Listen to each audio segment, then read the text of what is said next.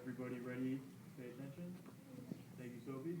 So what we're going to do is we're going to play the world's fastest game show. And part of the world's fastest game show is there's going to be 3 signals you're going to have to learn. So for personification, you're going to do this, right? Person.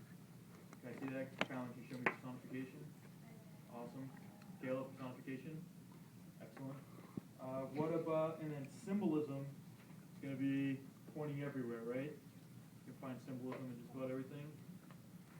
And then finally, we're going to have rhythm. We're going to tap on our heads.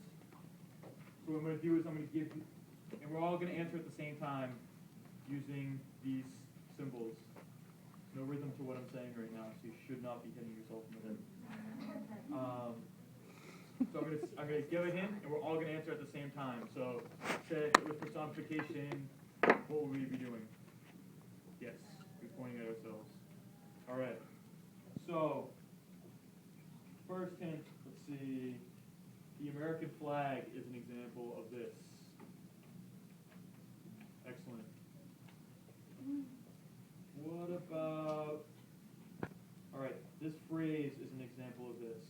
I fell down, down, down. Right on. You guys got it?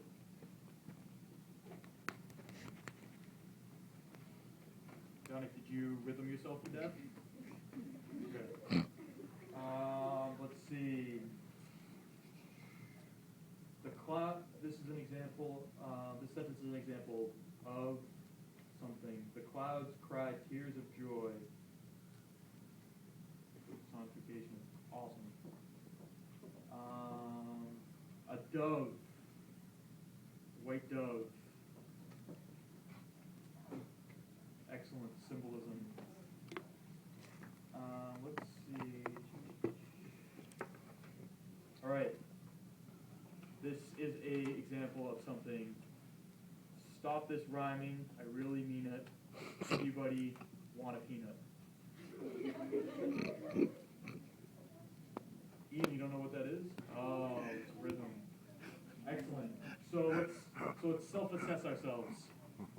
Who got 6 or more right? I know there was 6. So if you got 7, you're playing your own game. Who got 4 or less right? All right. So we're all experts in personification. What's personification again? No, what's personification? The symbol? Sophie's got it. Yep. Thumbs up. Thank you. What about rhythm? What was rhythm? And then, Kayla, can you show me symbolism? Symbolism. Excellent. All right. So let's see here.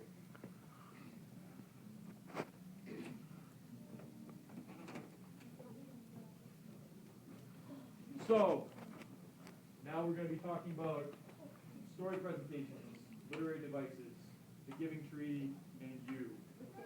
What is you the subject of? What type of sentence is that? Can't hear you unless your hands are up. Alan.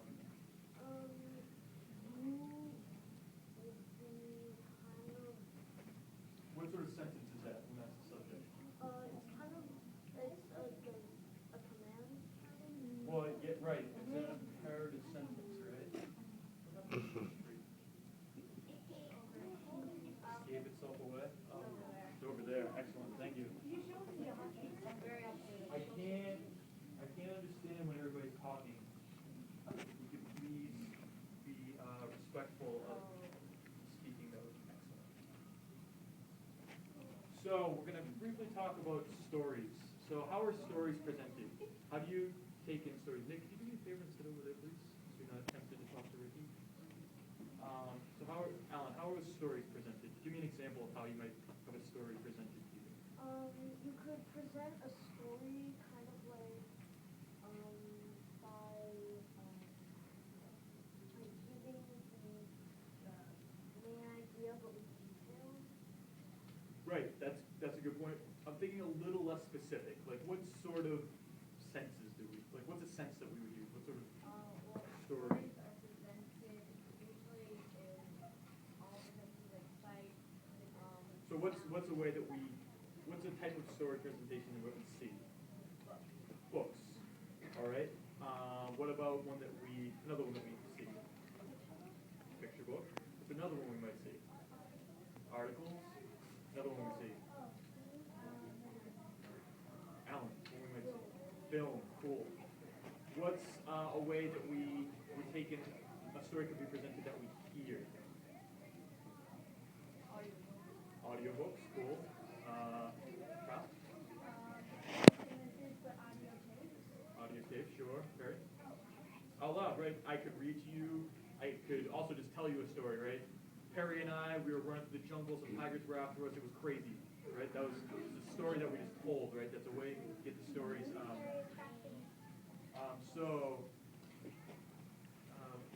Take this back. Could you move further away? Thank you. So these different presentation types, what do you get out of that? Why is a movie different from, say, an audiobook? The movie is different from an audiobook because an audiobook you just listen to, but in a film you have to watch and listen to it to actually obtain the entire story. Okay, cool.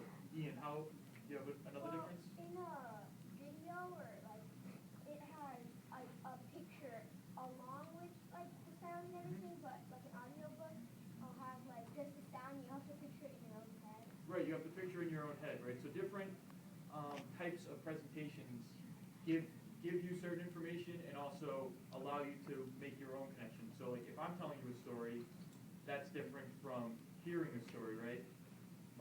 I'm telling the story of Perry and I running through the jungle differently than maybe the audiobook version of Perry and I running through the jungle might be. Excellent. So if we can stop talking, please, that would be excellent. So who has read or is familiar with the Giving Tree? So how is the Giving Tree presented? In a book. And how does the Giving Tree, in picture books specifically, Nick, can you sit in the back of the room, please? You're still talking to Ricky. It's not very respectful to the rest of us. So how are picture books usually shared, Alan? Through Through a a picture. picture, sure. Like an illustration. Mm-hmm. Through an illustration, awesome. And Brandon, do you have another way they're usually shared? Yeah, they like talk and like share pictures. Right, so there's usually picture books, there's a presentation to them, right? I would read you the Giving Tree, and I would hold the book out so you can see it and read the dialogue to you, right? Probably saw that a lot when you were in elementary school. Your teacher would read to you, you see pictures. Do you have you read the kindergartners, right? Oh, you read this? Oh, perfect. So that's sort of a part of the presentation that comes along specifically with picture books, right? That we don't see, say, with movies. I'm not going to play a movie for you and read the movie subtitles, right? Just watch the movie. So that's a difference in the presentation between picture books and other sorts of presentations. So, got that problem. Well, first we're going to read the Giving Tree together. We are.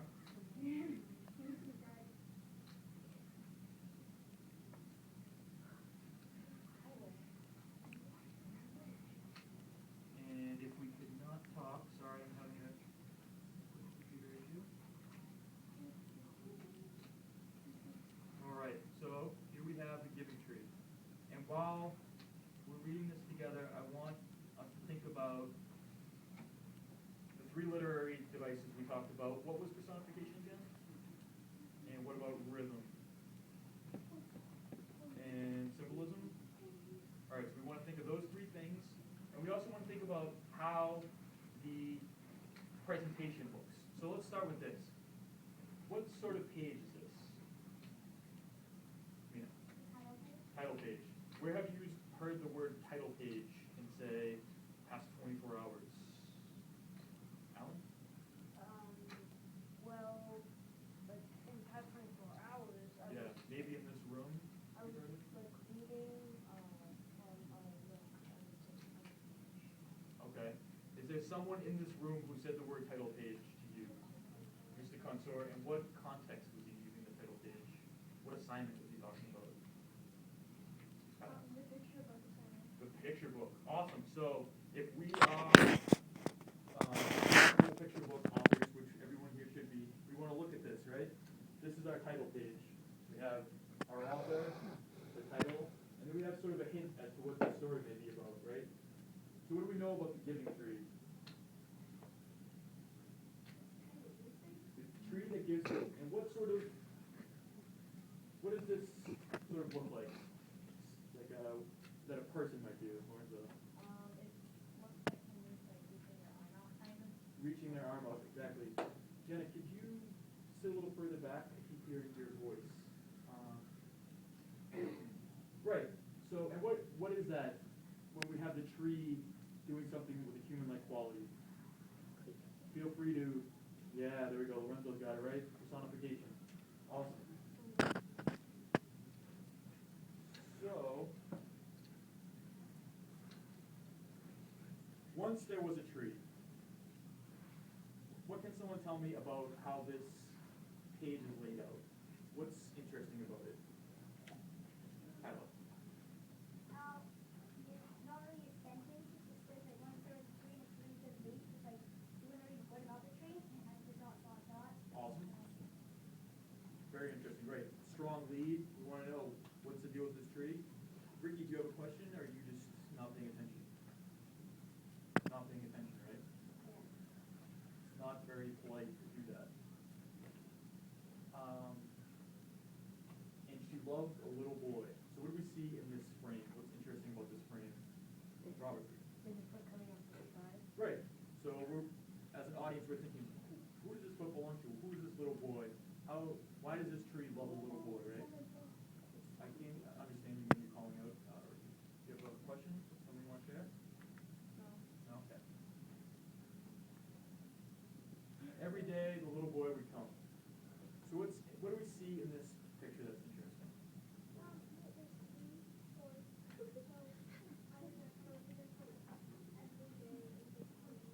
Okay, so it's showing the repetition of the boy coming to the tree, right? What do we notice about the tree?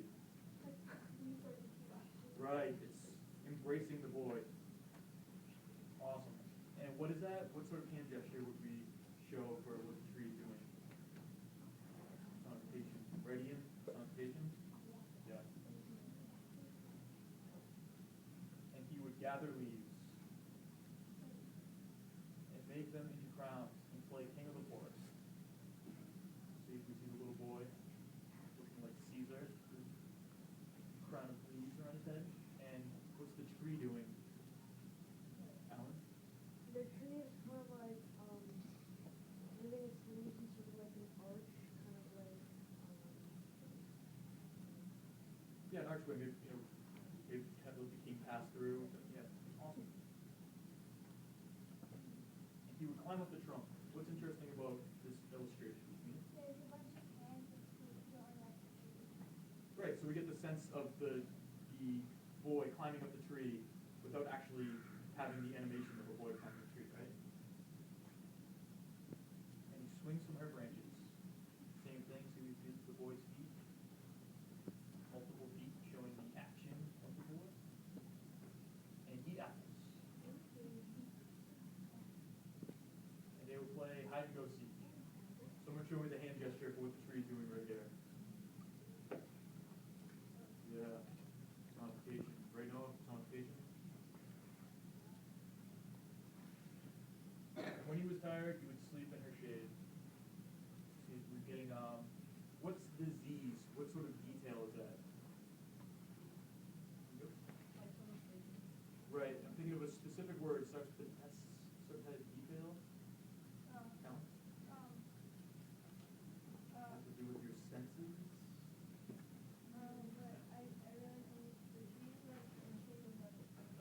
Oh yeah, excellent. But what sort of detail am I looking for? Snoring detail? Sensory detail, right? So the sensory detail isn't in the actual text, it's in the picture, where we get the idea of a little boy snoring under the tree that's under an umbrella, like Alan pointed out. And boy loved the tree. So we see the tree hugging the boy back. Very much. And the tree was happy. And what do we see on the base of the tree? What's that heart a symbol for? Kind of like he loves the tree. Right. So we're seeing symbolism. What was symbolism again? Yeah, what was symbolism? Cool. All right. So cool use of symbolism there. So time went by. So what do we see now? What's different? The boy is older. Boy's older. Right. And the boy grew older. What do we see that's different now about the tree and who's in the picture? Well, instead of saying use plus E at the end of the first part, the lower part, now it says use plus Y. Sure. And who else is at the tree that wasn't there before? Like maybe a friend. Sure, a friend. So the boy, probably a friend he's in love with, right? There's a heart there. So the boy's getting older. And the tree was off and alone. So what sort of mood is the tree showing here with its sonification?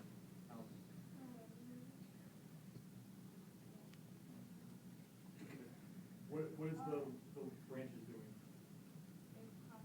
Right, so it's sort of, kind of bumming, right? The boy left it alone. Poor tree. All right, so what's different about this frame that we framed earlier? I'm thinking specifically of the text. What's different about the text?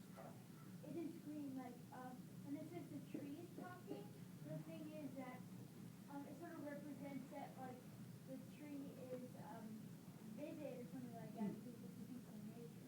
Interesting. That's actually not in the book. Whoever did this slideshow decided to make it green, so that's an excellent point. I like your insight about it being vivid. Alan, what else is different? It's the first time that in the text there's actually dialogue. Awesome.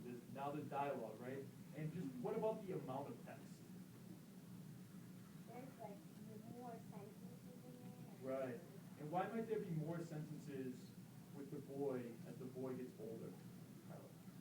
Because it's,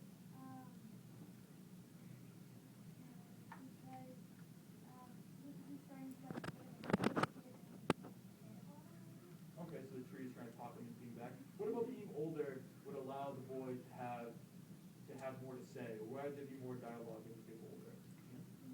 because right now he's older. Right. So when you were a little kid talking to trees, you probably didn't have as much thing to say. You weren't able to articulate your ideas as well. And now he's a little bit older, probably about your guys' age. So let's see. Then one day the boy came to the tree, and the tree said, "Come, boy, come on up and climb my trunk and swing from my branches and eat apples and play in the shade and be happy." "I am too big to climb and play," said the boy. "I want to buy things and have fun. I want some money. Can you give me some money?" So, who might this tree represent in your life? Who's someone that's always giving you things and you may not repay them in time? Your parents? Your parents, right? So your parents are probably always saying all these things they want to do for you, all these nice things, and you probably say, "Give me money." Right? So when you get home today, maybe go to your parents before you ask them for some money. "I'm sorry," said the tree, "but I have no money. I only have leaves and apples. Take my apples, boy, sell them in the city, and then you will have more money to be happy." So what's the apple representing here? What's symbol for? Yeah, it's a symbol for money. It's a way that the boy can make money off what the tree can offer him. And so the boy climbed up the tree, gathered her apples, and carried them away. And the tree was happy. Have we noticed any sort of repetition so far, any rhythm? What sentence have we heard several times? And the tree was happy. The tree was happy. Excellent. And also, it's like every word in a row. It's like, and so the boy climbed up the tree and gathered her apples and carried Excellent. them away, Yeah. and the tree was happy. Great. And what about and if the layout was different, right? It wouldn't have said that. If this was all one long line of text, we wouldn't have picked up on that excellent point that Kyle just made, right?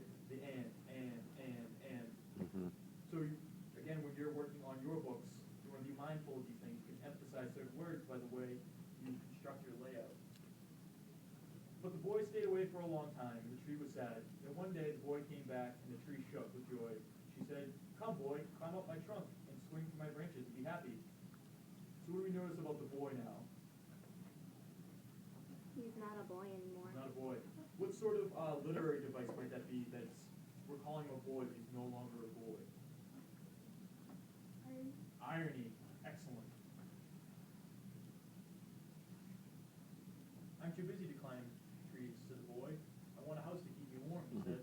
"I want a wife and I want children, so I need a house. Can you give me a house?" "I have no house," said the tree. "The forest is my house. You may cut off my branches and build a house. Then you will be happy." And the boy cut off the branches and carried them away to build his house. So what sort of literary device might we see in this picture? Alan? Kind of like hyperbole. Not kind of like hyperbole, hyperbole. Nailed it.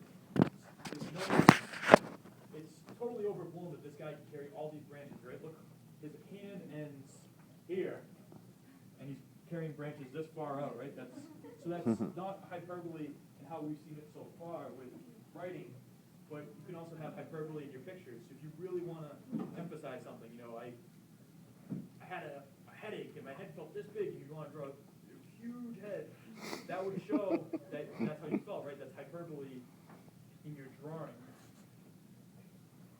The tree was happy, and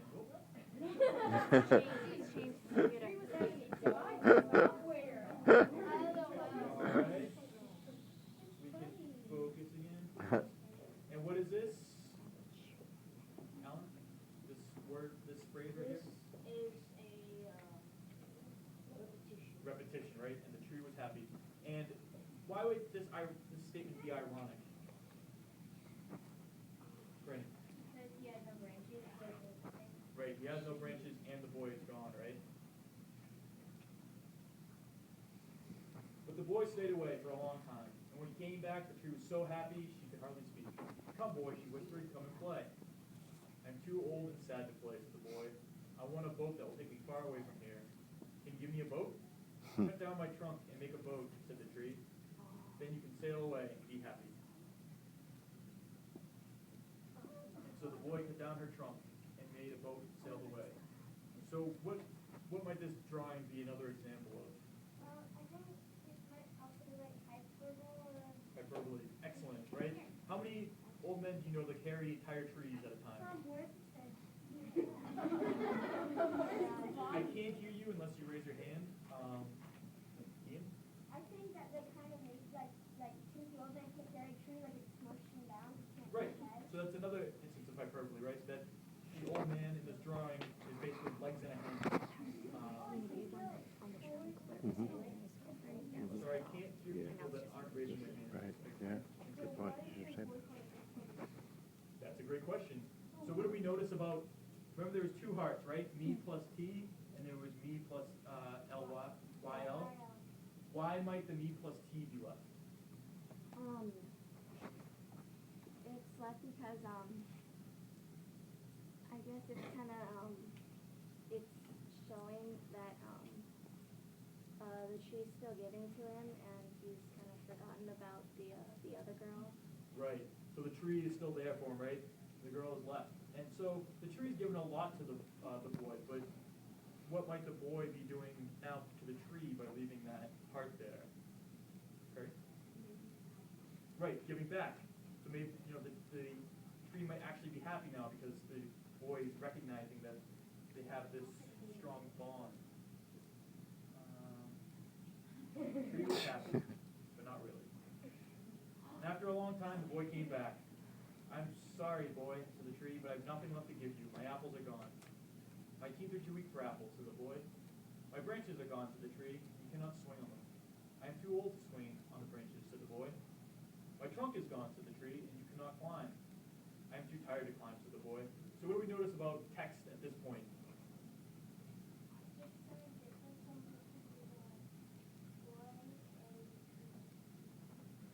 Okay. And what about the volume of text?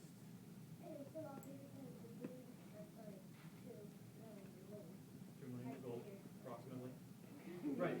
So they have even more to say. I mean, this is basically their entire history together, right? They started with apples and swinging on trees, climbing on trees. So they're reliving basically their whole lives together through this conversation. And there's a lot to say because, like Sophie said, the man is about 2 billion years old. I am sorry, sighed the tree. I wish I could give you something, but I have nothing left. I'm just an old stump. I am sorry. I don't need very much now, said the boy. Just a quiet place to sit and rest. I am very tired. Well, said the tree, straightening herself up. Anybody notice anything there? Personification, right? Do trees usually sit up straight?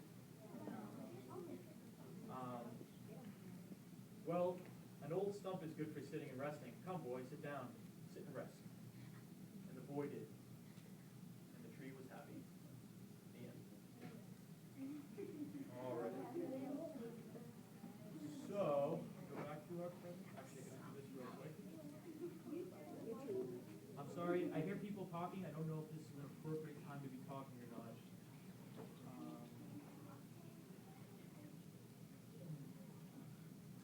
Sorry, 1 second. The computer keeps logging in. So, can someone give me a general impression of how well the author did in using the 3 literary devices we talked about? What do you think, Tyler? How did Shel Silverstein do?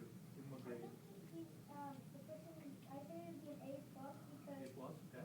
he didn't show it like a, he didn't put all of it in words. He put it in his, like, his pictures. Mm-hmm. And so that was interesting. So he's kind of telling the story and a little bit through the words, but mostly through the pictures. Right, so there's a balance between the two, right? And you can find like things you would put into a story that would make it better, but like in pictures. Awesome. What do you think, Kyle? How did give Shel Silverstein a grade? A B minus. I like his color. Okay. So if I said I like your social studies better, I would give you a lower grade on Okay, your fine, assignments? fine. I'll give him the Okay. I don't have a problem. Okay. I mean, I can respect it, but why? But really, if you want to give him a B minus, you certainly can. But just give me an example of why, based on the story, not what else he's done. It's like the story's good. I'm gonna lost the words in my figures book. Okay. So now we're going to look at the same story. Ian, Kylan, and Jenna, can you guys all go to different parts of the don't need to make hand gestures, I saw you talking. It's been several times you've talked now.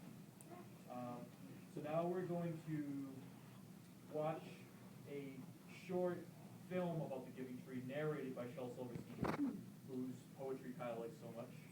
And while we watch it, we want to think about what the differences are in the presentation, how this is different from a storybook, and what the strengths and weaknesses of those differences are. So please remember that we are not talking now. We are paying attention to this.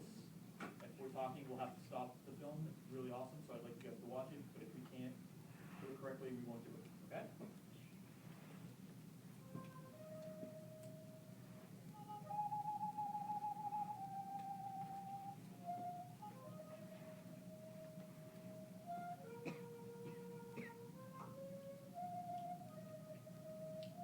So what do we notice right away that's different between the book and this presentation? It doesn't.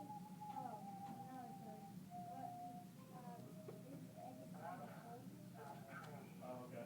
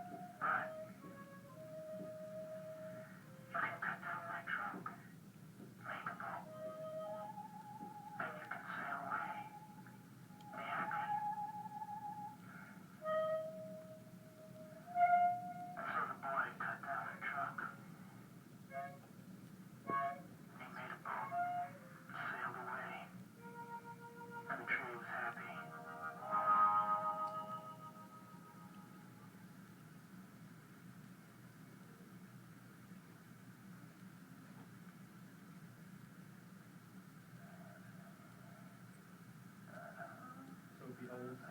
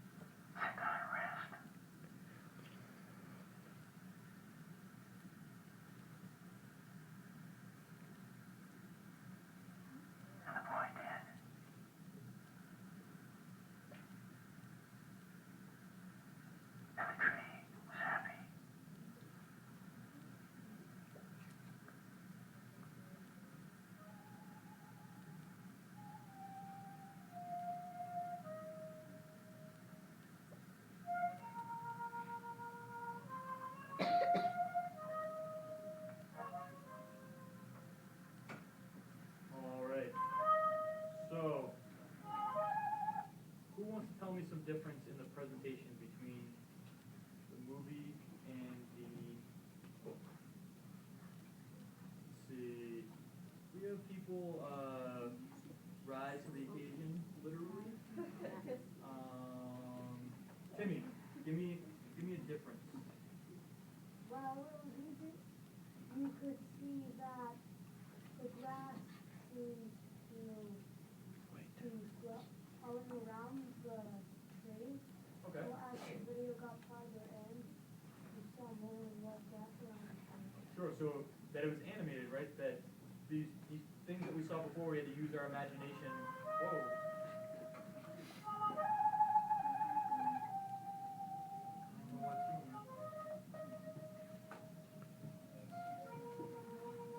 So, besides it being animated, what else is different?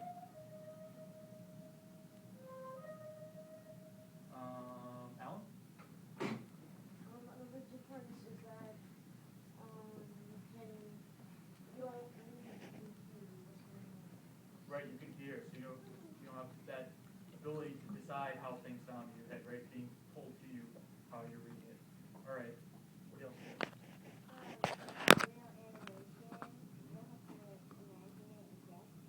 Right, so like we talked about earlier, there were several set of hands and feet going up the tree, right, to show that the boy was moving. In this case, the don't have to guess what those things mean. The connections are made for us. So could someone tell me an example of rhythm in the story? Yeah, and it had a specific beat, right? And the tree was happy. What about symbolism? Who has good symbolism? Perry? Sure, what does the heart symbolize? Love. Excellent.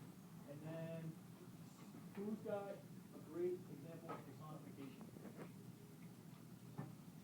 Robert. The tree talking. The tree talking, okay. What else? Who has another example of personification? Sophie. Oh, when the tree was rocking the dude. Tree was rocking the dude, right? Yep, taking care of it, right? Okay, excellent.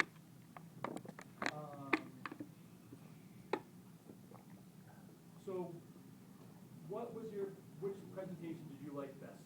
The book or the movie? Who wants to tell me that the movie was better? Nick. Movie was better. Can you give me a reason for that?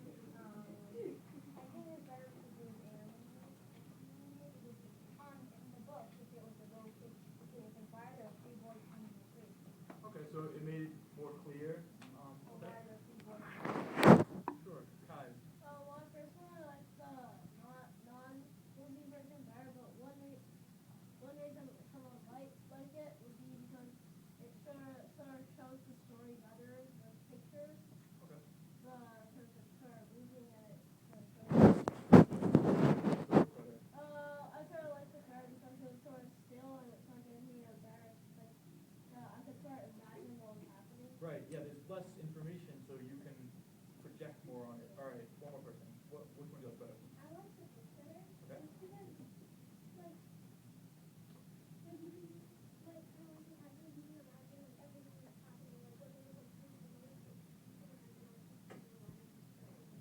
Sure. Awesome. Does anybody have anything to say about the difference in sound between the two and why they like one sort of sound over the other? Well, like you could actually sound the rhythm, like hear the rhythm, Okay. in the as he was talking, Sure. and narrating the story. Awesome. So the rhythm was more obvious. Yeah, Okay. it's more obvious. Cool. What about you had something for sound, Tyler? Well, I like the book better because it was always direct to Yeah, well, yeah. That's more from the technology standpoint. But you're right. You know, there is that component where you have to worry about whether things will work or not. What about the harmonica in the background? Do you think the harmonica helped or hurt the presentation? well, it kind of made it like harder to hear what the person was actually saying. Okay.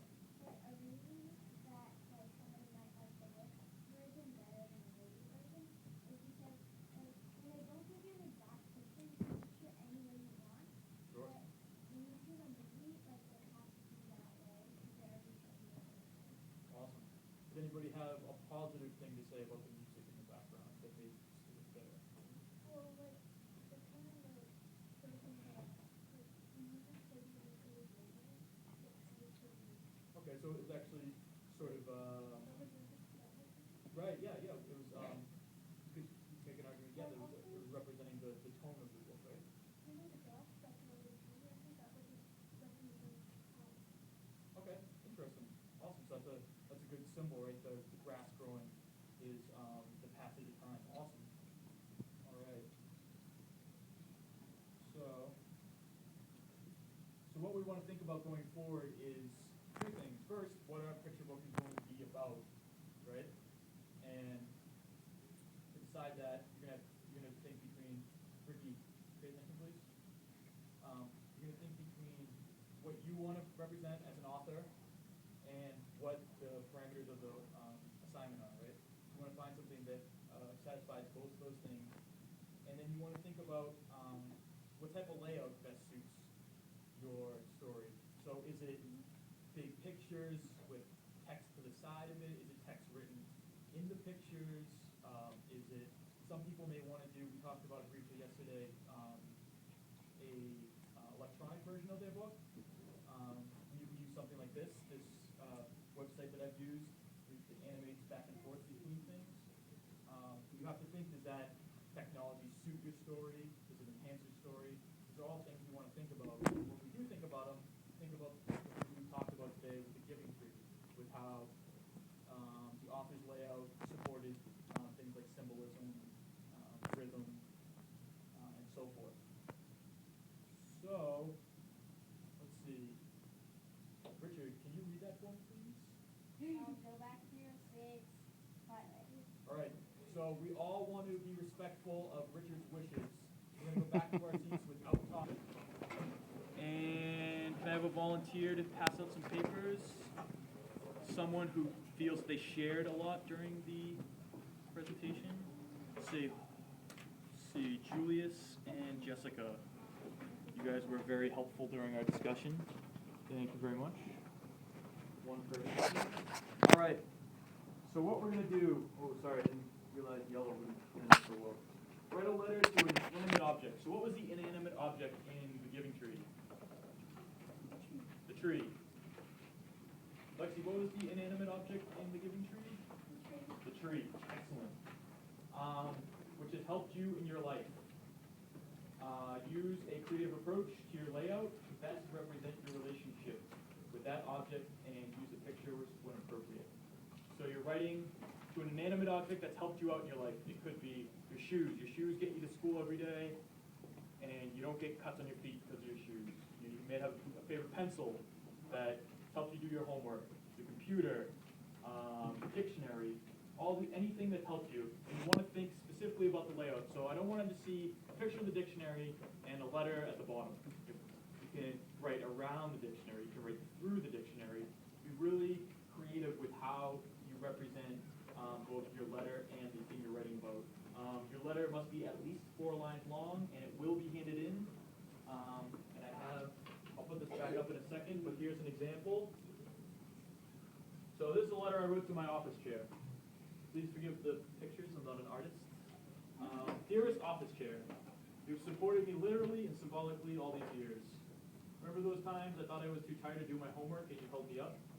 Or that time you kept me from falling when I tripped over the cat? I would not have made it this far without you. Thank you so much, Mr. Dwyer. And then here's my picture, right? Here's the office chair. And the office chair is saying, I'll save you. What sort of literary device is that? Show me the symbol for it. Angel, what is that? What sort of symbol is that? Do you remember what that stands for?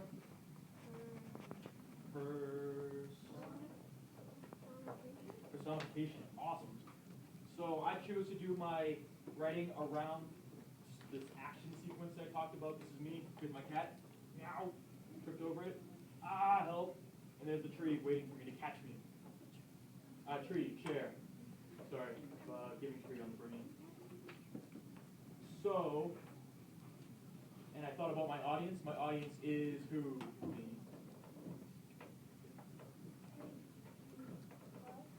You, right, so students. So, I figure I'd draw a cat, cute cat, get you guys focusing. Right, Lexi, cute cat? Yeah. Bright red shirt to get you paying attention, and lots of word bubbles. Ah, help. So, we take 10 minutes. I'll put the assignment back up. You have a question?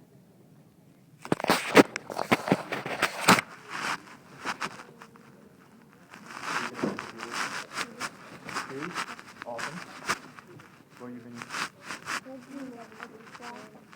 The Xbox, okay.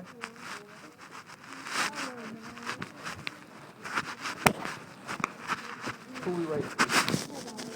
Diary, awesome. Who you write to? To who? Write to your PlayStation 3? Alright, you want to make sure it helped you somehow. Not hurt you.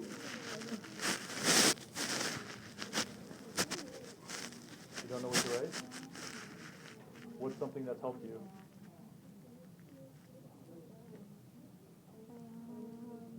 You can write to your pencil. It has to be at least 4 lines. But if you have 100 things you want to say to your dictionary, you got 10 minutes. You can write 110 words if you want. How would you start it off? I'm ready to my bed. Dear bed. Dearest bed. Yep. Yeah? Something you're going to write to, Elia? No? What's something that's helped you? Do you have a computer at home you use? Yeah? Did my dog help me? It has to be inanimate. You can write to your computer, right? Your computer helps you do your homework. I know it, you wrote your paper on your computer, right? Why don't you write to your computer? Dearest computer, my love. Yeah. Right? There's soccer ball. Soccer ball? Yeah, that's me. Alright. And here's soccer. Right into your computer, cool. What you write to? Computer? Awesome. Are you writing inside the Band-Aid? Yep. That's fantastic. Good job. My Band-Aid. Cool. And you're going to write the letter inside the Band-Aid box? Yeah. That's really cool. Good job.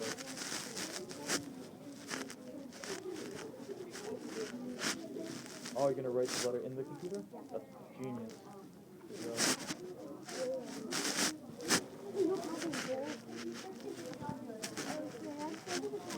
Who are we writing to? Computer? Cool. Computer? David, you writing to computer? Yeah. Alright.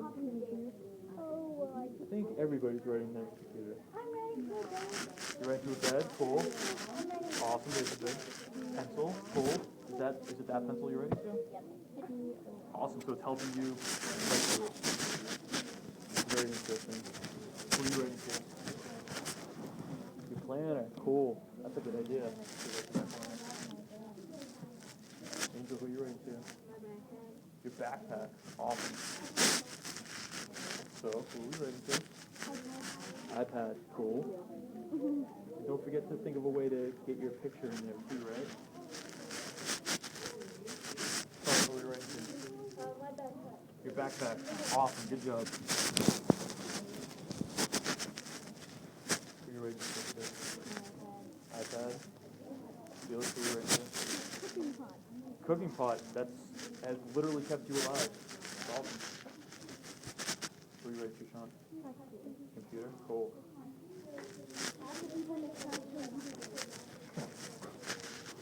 All right. 6 more minutes.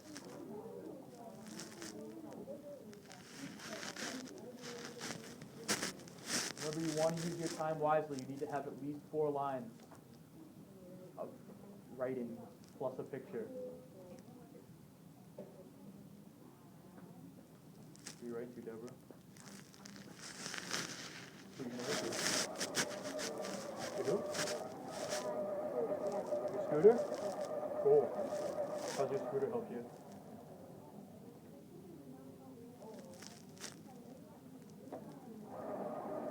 How's your scooter help you?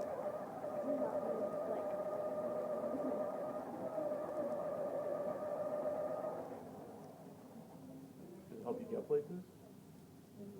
Yeah, that's pretty helpful.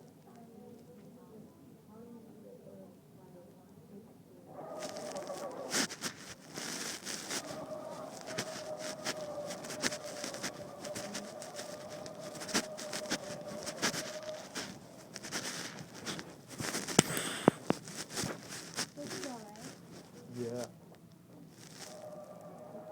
What are you saying to your PlayStation?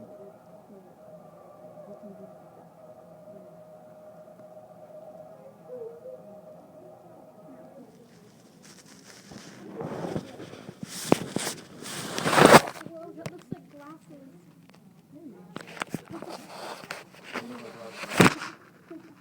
That's cool though. You give it, that's good personification, right? Your bed looks like a person that you're thinking.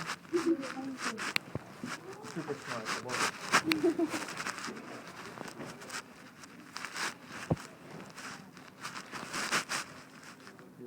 Computer.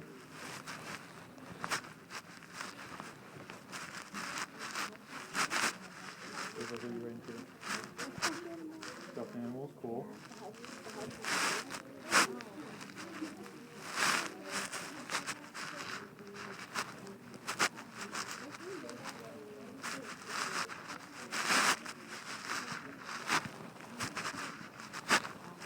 4 more minutes.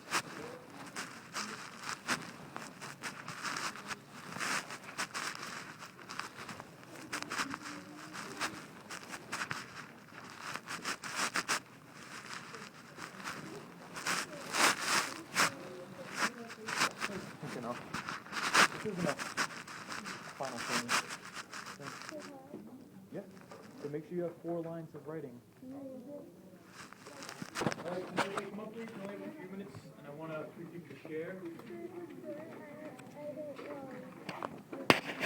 Coming up, how going? Just do what you can right now. Maybe just 2 sentences would be good. Did everybody hear Cohen? We're No. coming quietly. Right, Cohen? Awesome.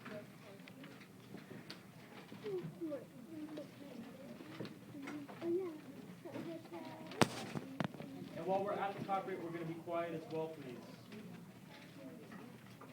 All right. So let's see. Grace, would you start us off? I really like how you presented yours. Come up and just show yours real quick. Oh, that's cool. So, remember how we talked about we really want to be aware of our presentation and our layout? Grace, can you show us what you did? If you would, please. Well, first, can you show us what you did? And guys, hold on, tell a friend. There should be no talking, right? Not polite to talk while people are presenting. All right, sorry.